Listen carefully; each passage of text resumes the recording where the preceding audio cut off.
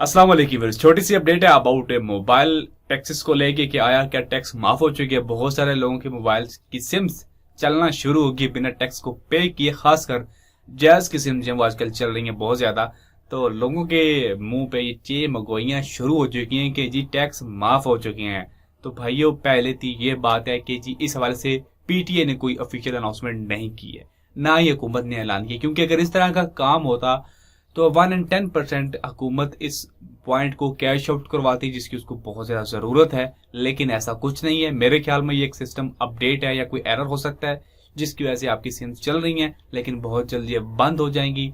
और आपको एहतियात करनी है कि कहीं से मोबाइल लेने जाएं और अगला बंदा आपको कहे जी सेम चल रही है इसके ऊपर और आप ले लें, और कल को पता चले कि जी बस सेम तो चल नहीं रही है।